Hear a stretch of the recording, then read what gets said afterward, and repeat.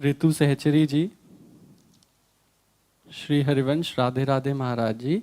गुरुजी, जब हम मंत्र का चिंतन या मंत्र का को मन में पढ़ते हैं तो माला के मनके में त्रुटि हो जाती है, अपराध तो नहीं हो रहा? ना ना, त्रुटि हो ही जाए, यही सच्चा भजन है। इतना अंदर से चिंतन गाढ़ हो कि माला सकिलाना भूल जाए और उसी में डूब जाए, यही भजन का फल है। माला का चिंतन छूट जाए, माला चलना बंद हो जाए और मंत्राकार वृत्ति में डूब गए, ये माला चलाने का फल है। जब फिर बाहर ध्यान आवे तो फिर चलो कर दो, उसमें त्रुटि अपराध थोड़ी माना जाए जी। स्वप्निल जी, महाराज जी, आपने आपके शरीर के भागवतिक नाम के लिए याचना जी।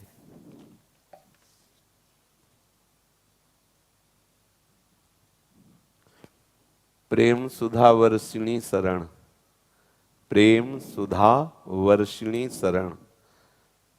क्या नाम? शरण, प्यारी जू, प्रेमामृत की वर्षा करने वाली, प्रेम सुधा वर्षिणी शरण। ठीक है, देखिए। मृगनयनी शरण जी, ग्वालियर से। श्री हरिवंश महाराज जी, ब्रह्म मुहूर्त क्या होता है और इस समय उठने से क्या क्या लाभ होते हैं? उठ के देखो तो पता चल जाएगा। 4 बजे से और 6 बजे तक का जो समय है, ये भजन के लिए बहुत लाभदायक है। इस समय अगर कोई निद्रा में रहता है तो ब्रह्मचर्य से हीन और कई तरह की मानसिक बीमारियां और शारीरिक अस्वस्थता, ये आगे चलकर उसे घेर लेगी। मानसिक बीमारियां, कई तरह से मन डराने लगेगा, कई तरह से मन में ऐसे कुभावनाएं जागृत हो जाएंगी। इसलिए हमारे ब्रह्म ऋषियों ने आज्ञा की है कि 4 बजे से तो उठ ही जाना चाहिए, और 4 से 6 के बीच में, मान लो आप 4 से 5 के बीच में सो ही रहे हैं तो आप 5 से 6 के बीच में उठ जाइए। 4 से 6 के बीच के समय में आप उठ करके अपनी भागवतिक दिनचर्या करें। भागवतिक दिनचर्या में जैसे अपने लोग राधा वल्लभी हैं तो प्रातः काल उठ करके अपने गुरुजनों का, रसिकों का सुमिरन करें, गुरु मंत्र का जप करें, फिर स्नान आदि करके श्री जी की मंगला, श्री जी को सुंदर पद सुनाना आदि, या अगर उस समय ऐसी भावना है तो 2 घंटे बैठ करके जप करें। मंगल बेला होती है प्रातः कालीन, उस समय शयन तो कभी नहीं करना चाहिए, किसी को भी नहीं करना चाहिए। वो अपने लिए परमार्थ और स्वार्थ दोनों की हानि करने वाला है। 4 से 6 के बीच में प्रायः सब वर्णन ही हुआ है कि तैसे उठे, जल पिए, व्यायाम करे, ऐसा करे। अब अलग अलग इसका रोज उत्तर तो ठीक है नहीं। महाराज जी, मैं सुबह उठ जाऊंगा, मैंने सोच लिया कि अब मैं ना कल से उठूंगा। अच्छा। तो मैं 1 हफ्ता उठ लूंगा, फिर अच्छा। जैसे मेरे मन के अंदर आएगा ना, नहीं अब मैं ना उठने लग गया हूं, तो फिर अगले दिन है ना वो फिर पूरा ढेर हो जाऊंगा। नहीं, ऐसा नहीं, आपका दृढ़ नियम होना चाहिए। और नए बच्चे हो तो अलार्म वाला सिस्टम रख लो, वो जब बजे तो उठ के बैठ जाओ। इसमें आपको प्रयासरत रहना पड़ेगा, कुछ समय प्रयासरत रहिए, फिर आपका अभ्यास बन जाएगा कि आप उस समय सो ही नहीं सकते। जैसे अभ्यास बन जाए ना तो आप सो ही नहीं सकते, मतलब सो ही नहीं आपका शरीर राजी ही नहीं होगा बिस्तर में लेटना, वो राजी ही नहीं होगा। तो इसलिए नियम बनाओ और नियम पूर्वक चलो। जब आपको लगे कि आज हम नहीं उठ पाए तो उस दिन दंड स्वीकार करो, व्रत रह जाओ कि आज समय से उठे नहीं इसलिए आज भोजन नहीं, उपवास कर लो। ठीक है, तो ठीक हो जाओगे। जिस दिन 4 बजे जो भी आप नियम रखो, एक पक्का रखो, और जिस दिन प्रमादवश ना उठो उस दिन बस उपवास कर लो, एक बार थोड़ा फल पा लो, जो कुछ बस रहने दो। तो मनीराम ठीक होने लगेंगे। भैया अगर ऐसा हुआ तो फिर तो इसलिए वो सोचेगा घंटा भर की बात, जल्दी उठ जाओ तो चक्क पाने को मिलेगा। ठीक है, आप ऐसा करो। नीलमणि शरण जी, गुरुदेव भगवान के चरण कमलों में नमन एवं वंदन। इनका प्रश्न है, जीव का स्थूल शरीर तो नष्ट हो जाता है और कारण शरीर व सूक्ष्म शरीर अंतःकरण की स्थिति के अनुसार जन्म और मरण के बंधन से युक्त होता है और उसी के अनुसार गति को प्राप्त होता है। अर्थात मुक्ति या मोक्ष का स्वाधीन अंतःकरण और सत वस्तु परमात्मा में स्थित होना ही है या और कुछ? अंतःकरण का अस्तित्वहीन हो जाना, लय हो जाना, अंतःकरण ही न रह जाना। समझ रहे? जैसे संकल्प, विकल्प, निश्चय, चिंतन और कर्ता भाव, ये सब देहाभिमान के कारण हो रहा है। जहां आप स्थूल देह का परिचय जान गए, जहां आपको सूक्ष्म देह का परिचय मिला, कारण देह का परिचय मिला, और आप दृष्टा भाव से इसके हुए, तो अंतःकरण लय हो गया। अब वो सत्ताहीन हो गया, क्योंकि आपकी ही सत्ता से सत्तावान था, आपने उसमें तदात्म कर रखा था, कर्ता भोक्ता भाव, इसलिए वो संचलित हो रहा था। अब आप जब दृष्टा भाव से हुए तो वो धीरे धीरे लय को प्राप्त, जैसे आप ध्यान में डूब रहे हैं तो आपको सुनाई दे रहा है, लेकिन उत्तर देने की सामर्थ्य नहीं रह गई। इंद्रिय सुन रही है, अब एक शून्यता की तरफ जा रहे, ये अभी गए नहीं ध्यान में। जैसे आप कभी आपको अनुभव हुआ कि आप तन्मयता में हैं, बाहर कोई शोरगुल हो रहा है, सुनाई दे रहा है, लेकिन एकदम शून्यता की तरफ जा रहे। आपसे अगर उत्तर मांगा जाए तो आप उत्तर नहीं दे सकते, एकदम शून्यता की तरफ जा रहे हैं, इंद्रियों को सुनाई दे रहा है, और एक और गाढ़ स्थिति होगी कि फिर सुनाई ही नहीं देगा। मतलब इंद्रियों का अस्तित्व खत्म हो गया है, पर वो अपना काम नहीं कर रही। अंतःकरण है पर वो काम नहीं कर रहा, करता वो एक यंत्रवत चेष्टा से हो रही। इसीलिए 5वें अध्याय में गीता के जैसे वर्णन, सूंघता हुआ, खाता हुआ, चलता हुआ, पीता, वो कुछ नहीं करता। अब दिखाई दे रहा है पर अंतःकरण धर्म नहीं रह गया, क्योंकि कर्ता भाव से ही सब हो रहा था और वो समझ गया। तो अब वो अपने स्वरूप में अलग चेष्टाएं सब हो रही। वो जीते जी जीवन मुक्त है, कर्म का पूर्ण भाव होते ही, प्रारब्ध नष्ट होते ही शरीर खत्म हो गया और वो अपने स्वरूप में स्थित जीवन मुक्त हो गया। अगर भक्त है तो भावना के अनुसार वो अपने जो भावदेव को प्राप्त हुआ इष्ट के समीप पहुंच गया। अंतःकरण का लय होना, चाहे भगवदाकार या ब्रह्माकार। अब जो पहले अंतःकरण मन बुद्धि चित्त अहंकार कहा जाता था वो ब्रह्म है, अब वो कृष्ण है। तभी वो जीवन मुक्त भक्त या जीवन मुक्त आत्मज्ञानी कहा जाएगा। अंतःकरण का जो अस्तित्व था वो संकल्प, विकल्प, निश्चय, चिंतन और कर्ता भाव, भोक्ता भाव था, वो खत्म हो गया। बस इससे वो जीवन मुक्त हो जाता है। और वो ऐसे तो जीवन मुक्त था ही, इसी में बंधा हुआ था। वो बात खत्म हुई तो समझ गया, अपने स्मृति लब्धा, अपने स्वरूप को प्राप्त हो गया। श्री हरिवंश। रेणु जी, श्री हरिवंश, श्री जी को कोटिशय प्रणाम। इनका प्रश्न यह है कि मैं आज झूठ बोलकर एक दिन ज़्यादा कि मैं अनुष्ठान में सम्मिलित हो सकूं, इसलिए झूठ बोला, पर भाई जी का जो चरित्र है उसमें झूठ पर बहुत दृष्टि की गई है, ये खटक भी रहा है, पर झूठ ना अगर बोलते। कहाँ, अगर झूठ से झूठ छूट जाए तो वो झूठ झूठ ही नहीं होता, वो सत्य होता है। अगर हमें झूठ बोलकर वृंदावन आना पड़े, झूठ बोलकर भजन करना पड़े, झूठ बोलकर भगवान से प्रेम करना करना पड़े, तो बहुत भाग्य है ऐसे झूठ का। ऐसे झूठ को हम कभी नहीं छोड़ेंगे, पक्का। अब हम प्रेम में रो रहे हैं प्रभु से, प्रभु की तन्मयता में, और कोई पूछे आप ठाकुर जी के प्रेम में रो रहे हो, झूठ बोलना पड़ेगा? नहीं नहीं, हमारे अंदर कहाँ ऐसा भाव है। तो शरीर में पीड़ा थी या कुछ आंखों में परेशानी, बड़े बड़े सिद्धों को ये झूठ बोलते देखा है। एक जगह भागवत चर्चा हो रही थी, तो एक महाभागवत थे राजा की सभा में, तो उनको एकदम मूर्छा आई और प्रेम के विकार, राजा को लगा कि तो चरणों में प्रणाम किया। जब सुध आई तो देखा सब प्रणाम नमस्कार, तुरंत उन्होंने बात बदली, बोले महाराज ये कोई प्रेम की दशा नहीं, हमें मिर्गी आती है। राजा ने कहा अच्छा, बोले हाँ मेरे, वो हट गए, सब हट गए। तो अब देखो झूठ बोल गए ना, अपने प्रेम को छिपाने के लिए, भगवत भजन बढ़ाने के लिए जो झूठ बोला जाता है वो निषेध नहीं है। निषेध है किसी को ठगना, स्वार्थ बुद्धि से छल कपट करना, उसलिए झूठ बोल। अब जैसे कोई आपसे पूछे कि आप इतने माला जप करते हो, अरे भाई बात, तो उस समय हमारे इतनी सामर्थ्य कहाँ है। संत जन ऐसा दिन भर भजन करते, आप दिन भर भजन करते, हाँ मैं दिन भर भजन करता हूं, कभी ऐसा कोई नहीं कहेगा। कहा मेरे भजन, तो भजन मार्ग में ये छुपाव सत्य से बढ़कर के है, इसको हम झूठा नहीं मांगे। अगर हमें ये होता है कि हमें वृंदावन जाना, बिहारी जी के दर्शन करने हैं और जा ऐसे सकते नहीं, और वहां जाने की छूट है, लेकिन वहां जाने की छूट है, तो हम बोलेंगे वहां जा रहे हैं, और आएंगे वृंदावन दर्शन करके गए वो चले। अगर वो झूठ है तो वो परम सत्य झूठ है, उसमें कोई परेशानी नहीं है। और ऐसे झूठ से अगर वृंदावन वास मिले तो बलिहारी है, हुआ झूठ की, हुआ दुख की, हुआ छल की, हुआ कपट की, जिससे ठाकुर मिल जाए, ठाकुर का भजन हो जाए, इसके लिए निषेध नहीं है। दीप्ति जी दिल्ली से, गुरुदेव के चरणों में प्रणाम। राधे राधे महाराज जी।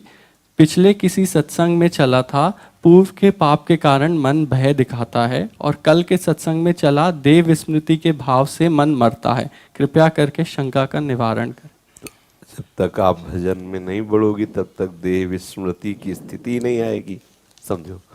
और जैसे जैसे भजन में बढ़ोगी वैसे वैसे हृदय अनर्थ निवृत्ति की स्थिति में आता जाएगा। समस्त वासनाएं, पाप, दुर्गुण वृत्तियां, ये सब नष्ट होती जाएंगी। भजन सबसे पहला क्या करता है? अनर्थ निवृत्ति करता है।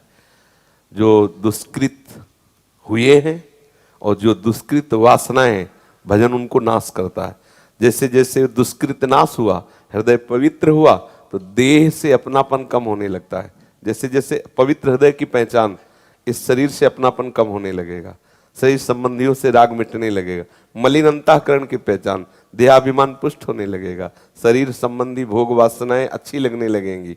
तो हम जब भजन करेंगे तो निष्पाप वृत्ति जागृत होगी। पापवंत कर सहज स्वभाव, भजन मोर ते भाव न काऊ, जो पे दुष्ट हृदय सोई हुई, मोरे सन्मुख आव की सोई। तो भजन का मतलब निष्पाप स्थिति। जैसे जैसे भजन बढ़ता जाएगा आप निष्पाप स्थिति में हो, और जहां निष्पाप स्थिति आई अर्थात अज्ञान निवृत्त हुआ, तो शरीर भाव अपने आप विस्मृत हो जाएगा। समझ पा रहे हैं आप? इसमें कोई संशय? माइक ले लीजिए। महाराज जी, जैसे मन ने पिछली बार बहुत डराया अकारण 2-3 साल पहले, तो मन ये लगा कि कोई पाप हुआ होगा या क्या, क्यों डरा रहा है, समझ नहीं आया। लेकिन अब जैसे धामवास की निष्ठा बनती है और फिर मन डराता है। तो वही मन तो है, कोई अभी बदल गया क्या आपका मन? मन कोई निष्पाप तो नहीं हो गया ना। तो बस वो मन जिस दिन निष्पाप हो जाएगा तो सामने मृत्यु खड़ी होगी तो श्री कृष्ण नजर आएंगे। भगवान ने विभूतियों में वर्णन किया है कि सब हरण करने वालों में मैं सर्वश्रेष्ठ हरण करता मृत्यु। हो गई बात, मृत्यु भी मेरा श्री कृष्ण, अब भय क्या रहा। तो अब वो स्थिति आने के लिए मन को प्रभु में लगाना पड़ेगा, और ये लगने से भयभीत होता है। वृंदावन वास करना, निरंतर नाम जप करना, ब्रह्मचर्य रहना, साधन, ये सुनते ही वो कांप जाता है। अरे बाबा बहुत मुश्किल की बातें हैं।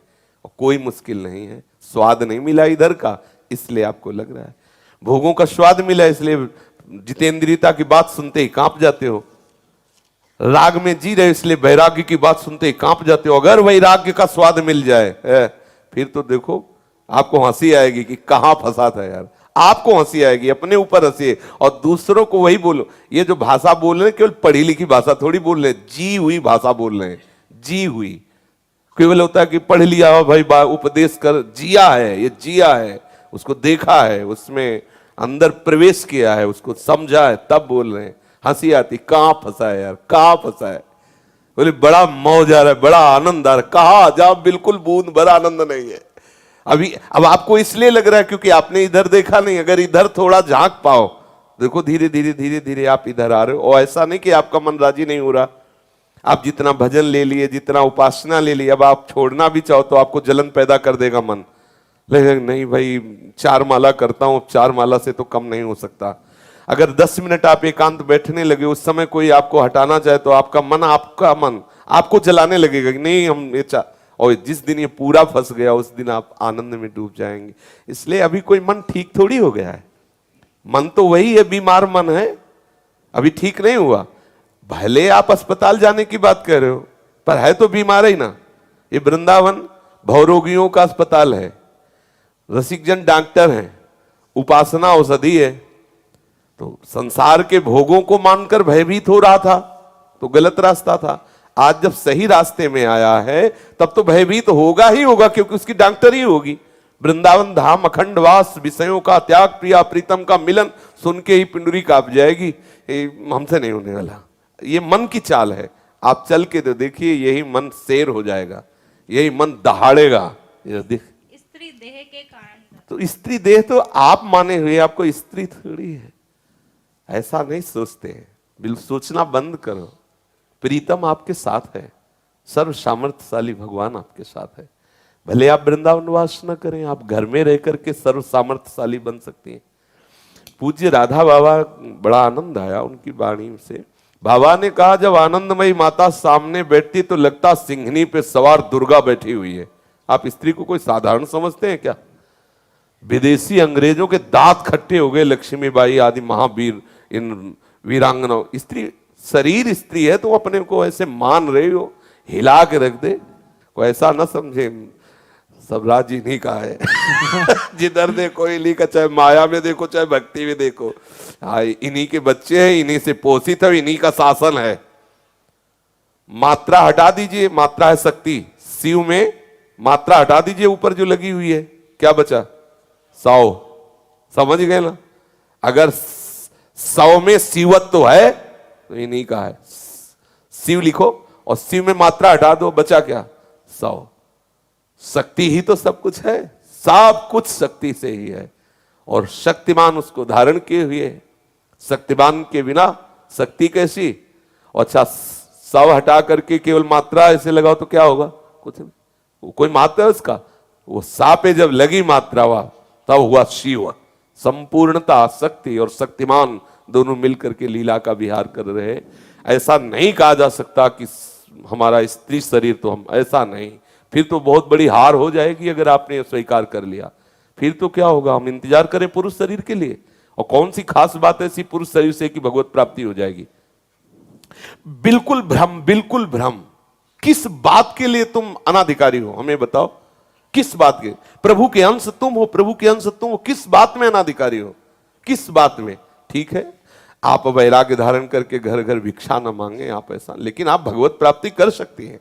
आप पति का वरण करके गृहस्थी में रहकर सदगुरु का आश्रय लेकर, या आप जैसे आप भगवत प्राप्ति के मार्ग में कहीं भी ये शब्द न लाइए कि मैं स्त्री हूं इसलिए भगवत प्राप्त, नहीं, बिल्कुल ऐसे ऐसे कितने उदाहरण हैं।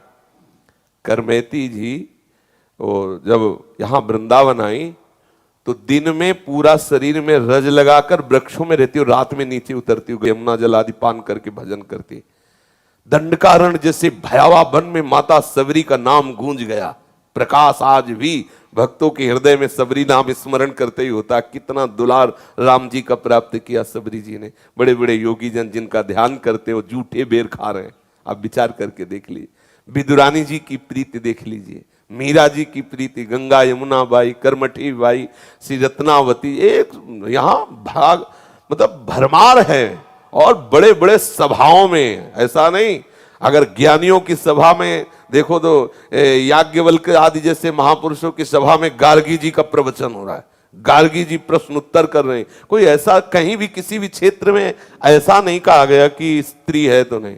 बड़े बड़े परमहंसों की सभा में भगवदाकार वृत्ति को, एक तो वो आता है योग वासिष्ठ में, शायद हमने पढ़ा, जनक जी के मन में प्रवेश कर गई, योगिनी थी, परम ज्ञानी, उनका हमें नाम स्मरण नहीं आ रहा, योग वासिष्ठ में आता है जनक जी के।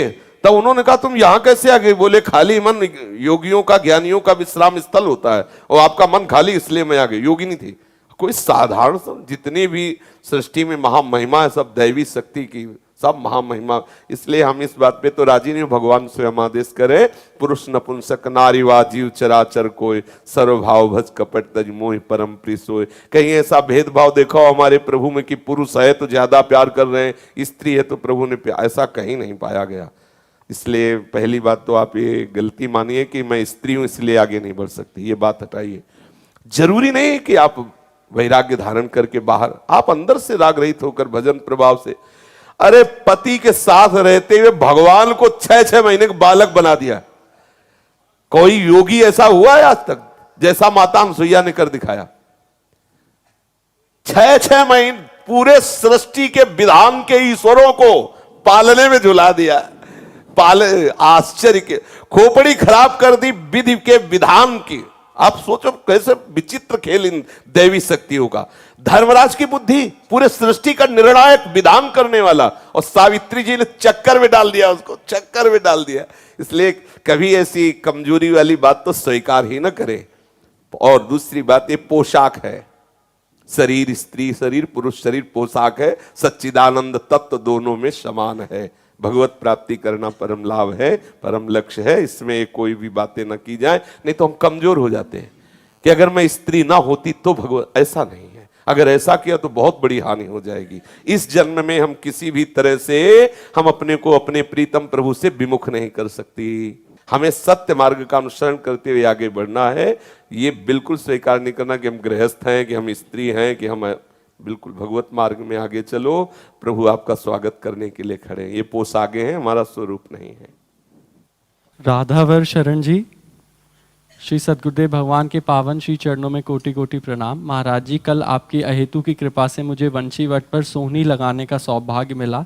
महाराज जी, सोहनी लगाते वक्त वृक्ष पर बैठे एक बंदर ने मेरे ऊपर लघुशंका कर दिया। मेरी जपमाला व झोली उस समय मेरी गले में थी। मैंने बाद में यमुना जल से उस पर छींटे मार ली। महाराज जी, क्या उस माला पर मैं मंत्र जप कर सकता हूँ? हाँ हाँ, बंदर तो भगवत अपने लोग तो उनके दास है, ठाकुर के होते, इसलिए इसमें कोई। हाँ। आगे कह रहे हैं महाराज जी, शाम को जप अनुष्ठान में जप करते वक्त क्या बीच बीच में प्रभु से प्रार्थना कर सकते हैं?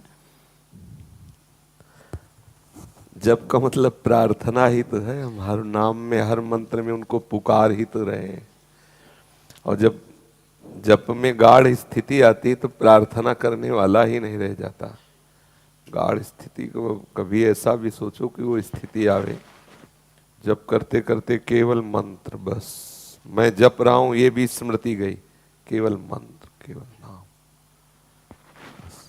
तो जैसे जप में बैठे तो फिर एक ही जगह मन को, अपने मन को रोक। अब जब प्रार्थना कर रहे हैं तो प्रार्थना कर रहे हैं, जप कर रहे हैं तो जप कर रहे हैं, पाठ कर रहे हैं तो तन्मयता पूर्वक पाठ कर रहे हैं। ऐसी अभ्यास वृत्ति बनावे, अच्छा है। मन भागने लगे तो प्रभु से प्रार्थना करे, पर अच्छा है उसके आगे और बढ़े, तन्मयता धारण करने की कोशिश करें। देखो कितना सुंदर आज सूत्र बताया कि जिस समय आप एकाग्र हो रहे हो तो अंतःकरण में जो भी विषय आए तत्काल हटाओ। ये मिथ्या है, झूठा है, स्वप्निक है। कोई भी रूप, कोई भी नाम जो अपने प्रभु से विलग करने वाला है उसे मिथ्या भाव से हटाओ।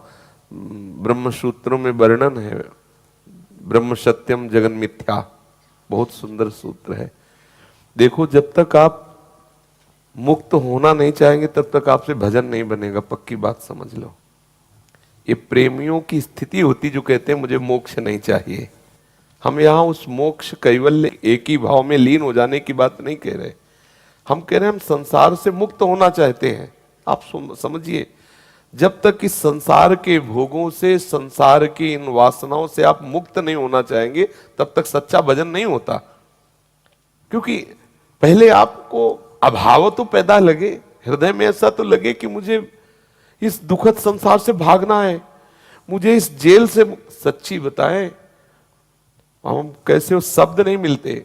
जब उपासक भगवत प्राप्ति के लिए प्रेरित होता है, प्रभु से चलता है, तो सबसे पहले उसके हृदय में स्थिति आती है, मैं इससे मुक्त होना चाहता हूं। बंद गया, देखो आप देखो, कभी ऐसा चिंतन आया कि आप जेल में बंद हो, कैसे निकलूं इस शरीर से, इस शरीर से मैं फंस गया।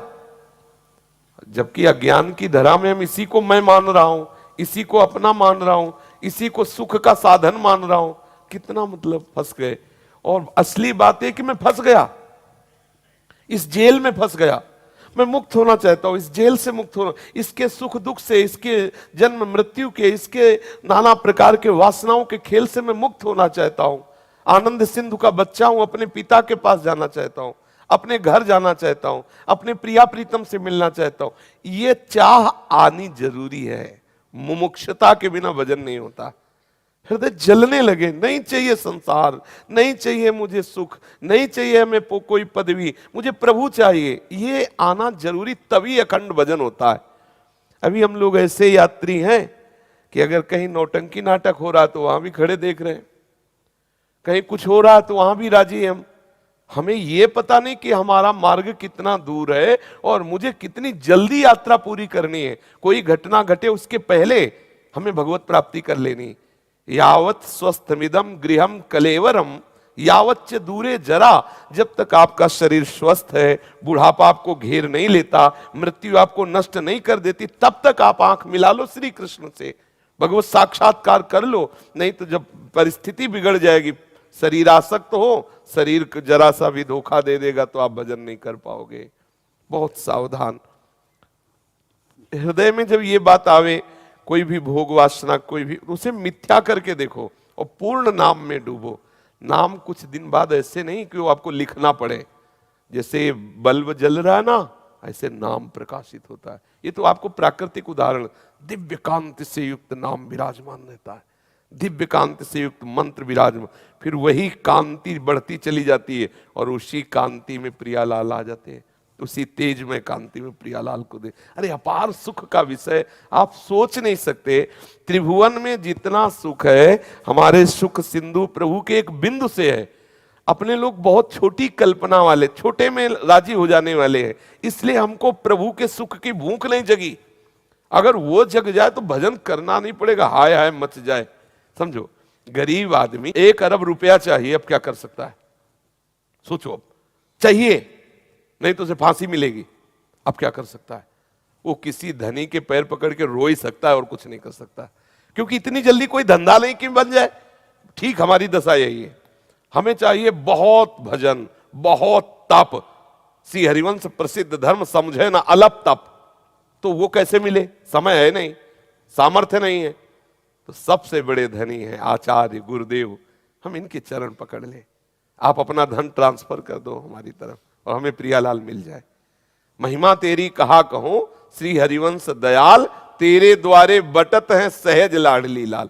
आचार्य शरणागति, तन मन प्राण गुरुदेव को समर्पित, अर्थात उनकी आज्ञा के अनुसार। तो साधन बहुत थोड़ा और माल बहुत अधिक, संपत्ति बहुत अधिक, उनकी कृपा से प्राप्त हो जाती है। इसलिए हम तन्मयता पूर्वक नाम जपने की चेष्टा करें। मन भागने लगे तो किसी भी प्रकार हम उसको प्रभु में फंसाएं। आगे महाराज जी, आपके श्री चरणों में आपने वृंदावन वास के लिए प्रार्थना की है। जरूर जी, वास। महिमा दीक्षित जी, पालम दिल्ली से। महाराज जी, आप आपके श्री चरणों में पद सुनाना चाहती हैं, बनी श्री राधा मोहन जी की जोड़ी। अच्छा, आओ देखो।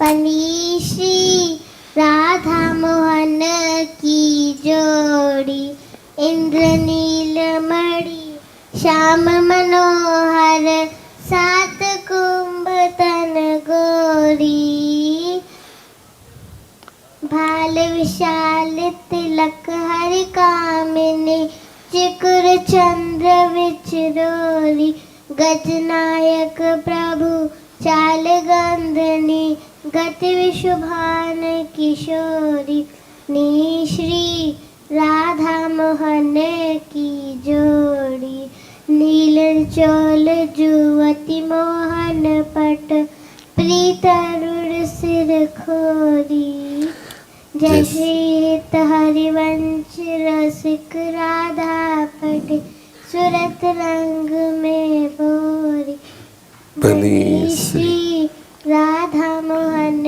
की जोड़ी। बहुत सुंदर, बहुत सहज स्वभाव करो नवल किशोरी रुको, मृदुता दयालुता के पालुता की राशि है, न कहूँ न सो कहूँ भूले हो न तो सखी, रहत प्रसन्न सदा ये मुख हासी है, ऐसी सुकुमारी प्यारे लाल जो की प्राण प्यारी, धन्य धन्य धन्य तेज जिनके उपासी है, हित ध्रुवार सुख देखत जहाँ लागी, सुनत तहाँ लागी सब दुख पासी है।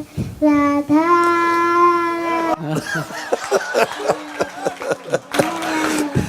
श्री राधा राधा श्री राधा राधा राधा श्री राधा श्री राधा राधा राधा श्री राधा श्री राधा